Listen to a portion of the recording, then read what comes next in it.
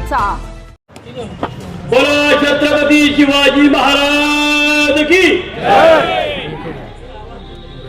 घरात बसलेल्या मरगळलेल्या हिंदूंनो आणि इथे बसलेल्या हिंदूंकडे बघून तुमची छाती उद्या तरी फुगणार आहे की नाही असा प्रश्न इथे बसलेला प्रत्येकाला पडलेला आहे।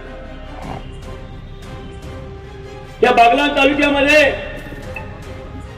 साधारणतः मी 82-83 मध्ये हिंदुत्वाचं काम सुरू केलं आणि बागलाण हा पूर्णपणे वाळवंटातला परिसर असा होता की ते भगवा घेऊन फिरणाऱ्याला वेडे म्हटलं जायचं।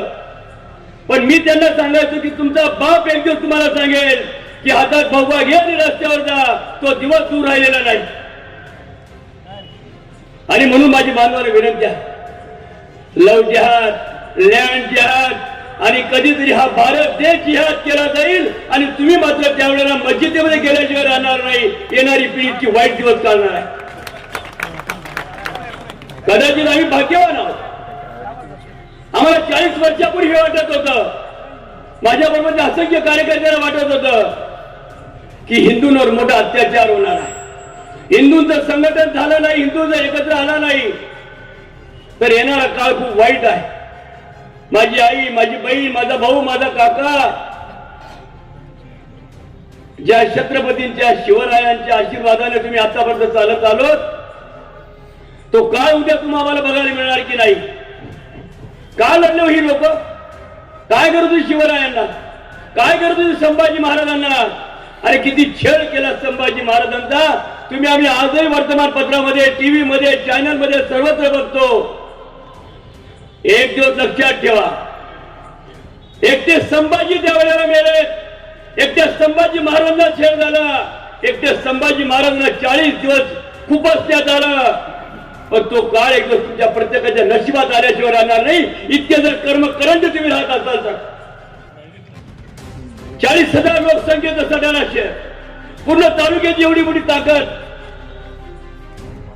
येणारा दिवस किती भयानक आलेला आहे, किती वाईट वाटतं। कधी कधी विचार केला, अरे 35% जर ही अवलाद गेली तर तुमचं मात्र 65% लोकांना तिथे धुनी भांडी करावी लागतील, एवढी मोठी ताकद त्यांच्यामध्ये आहे।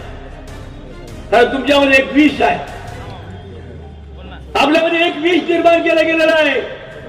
मी तर नेहमी सांगतो पूर्वजांना, यांनी फक्त हिंदू एकच जात ठेवायला पाहिजे होती आणि या जातीमध्ये रोटी आणि बेटी व्यवहार झाले पाहिजे होते, तेव्हा हे संघटन तुमचं आमचं राहिला। तुकडे करून टाकले, हा सोनार, हा धनगर, हा माळी, हा मराठा आणि या जातीत तुकडे पडल्यामुळे प्रत्येकाला गोळा करता करता करता खूप नाकात दम येत आहे। मंगेशला त्याच्याबरोबर काम करणाऱ्या कार्यकर्त्याला खऱ्या अर्थाने कौतुकाने सांगितलं, काल पण तो माझ्याकडे आला, त्यांनी काही किस्से माझ्याकडे विचारले, साहेब तुम्ही कसं सहन केले त्या काळामध्ये। अरे म्हटलं मी तितकं सहन केलं आहे, माझ्या पाठीवर मुंगी चालणार एवढी जागा सुद्धा पोलीस कधी कधी ठेवत नव्हते, पण तू माझ्यातला हिंदू त्या दिवशी मेला नाही आणि आजही मेलेला नाही। राजकारणाच्या सत्ता खड्ड्यात गेल्या, माझा बाप ज्याच्यासाठी मेला त्याच्यासाठी माझं मरण आलं तरी चालेल, पण हिंदूसाठी जगणं, हिंदुत्व विचारामध्ये रक्तात ठेवणं हीच खरी माझी ताकद आहे। लोकनेते पंडितराव धर्माजी पाटलांचा इतिहास तुम्हाला सांगितला मंगेशजी। मालेगाव इतकं पेटलेलं होतं, हिंदू त्रस्त झालेला होता, पळत होता, भयभीत झालेला होता आणि बागलाणच्या काही लोकांनी भाऊंना सांगितलं की अतिशय वाईट चित्र आहे आणि शांतता कमिटीच्या मीटिंग मध्ये निहाल अहमदांनी सांगितलं, जर मालेगाव शांत होत नसेल तर 24 तास माझ्याकडे मालेगाव तालुका द्या, मी 24 तासात शांत करून दाखवतो। पण बागलाणचा खरा छत्रपती, बागलाणचा खरा नरवीर माईक हातात घेताना सांगितलं, निहाल 24 तास काय मागतो, माझ्या बागलाणच्या ताब्यामध्ये फक्त 2 तास तुझं मालेगाव दे, शांत करून दाखवतो। आणि तुम्हाला गर्वाने सांगतो, उघड्या जीप मध्ये भाऊ आणि त्यांच्या बरोबरचे 4-5 कार्यकर्ते फिरले मालेगाव मध्ये आणि हिंदूंचा लोटा बाहेर निघाला, त्याला वाटायला लागलं की आपला छत्रपती कोणीतरी आलेला आहे।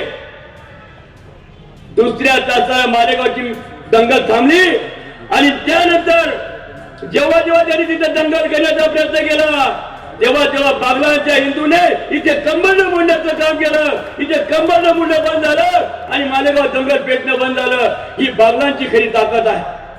मालेगावच्या रक्षणासाठी धावून गेलेला बागलांचा हिंदू हीच खरी मालेगावची कवच कुंडल झाले. आणि उद्या तुम्हाला या तालुक्यामध्ये जिल्ह्यामध्ये जेव्हा जेव्हा काही घडेल तेव्हा तेव्हा तुम्हाला ह्या ताकदीने यायचं, या ताकदीने लढायचं आहे. कदाचित ही इतिहासाची पहिली जागा आहे. आजपर्यंत इथे म्हणजे छगन भुजबळांची सभा झाली आणि आज हिंदू समाजाची सभा होती आहे. याचा सगळ्यात मोठा आनंद मी आल्यानंतर मला झाला. त्या पोलीस बांधवांचे आभारी मानू, तहसीलदारांचे आभार मानू की त्यांनी आमच्यासाठी दालन उभं करून दिलं. कारण गावात कुठे मिटिंग घेणं सोपं नव्हतं. याच्या 4 पेर जनता त्या ठिकाणी आली असती. दुसरी महत्वाची गोष्ट, 2 पैसे जास्त घेऊन आपली जागा विकणाऱ्या हिंदूंना माझी विनंती आहे, आज पैसा कमी मिळाला तरी चालेल. एक वेळ तुमची जागा म्हणजे तुमची आई आहे. त्या आईचा गंधर्व कोणाशी लावून देत आहे याचा तुम्ही प्रामाणिकपणे विचार केला. माझी जमीन ज्या वेळेला मी तर धर्मियांना देईल मी समजून घेईल की माझी आई मी दुसऱ्याला दिलेली आहे. कारण आपण जमिनीला आपले पूर्वज आई बाप म्हणत होते. त्या आईच्या रक्षणाची जबाबदारी तुमची आमची आहे. एक इंच साठी तुम्ही आम्ही भावाची भांडण करतो, भावाची वैर करतो आणि तिथे 2 पैसे जास्त मिळाले तर ती जमीन दुसऱ्या देऊ. एक 10 रुपये जास्त मिळाले, 20 रुपये जास्त मिळाले, 10,000 जास्त मिळाले. एक दिवस असा येतो की तुमच्या त्या इलाक्यात राहणारा तुमच्या भावाला त्याच्या बदल्यात 2 पट 10 पट कमी जमिनीचा मोबदला घेऊन ती जागा विकून पळून जावं लागतं. हे तर गल्लीत पळावं लागतंय, गावात पळावं लागेल, जिल्ह्यात पळावं लागेल आणि एक दिवस या देशातून पळावं लागेल. नाही तर धर्मांतर सोडून त्या धर्मात प्रवेश करावा लागेल. एवढा कठीण काळ येणार असेल तर जागृत राहा राजाओ, एवढीच विनंती करतो आणि सांगतो तुम्हाला, ए जननी ऐसी जन जने, ए जननी ऐसी जन जने, दाता बने या शूर, भले चाहे वांज रहे पर काम आहे गमाय नूर. माझी आईने नर म्हणून मला जन्माला घातलं, तिचं मला वंदन आहे.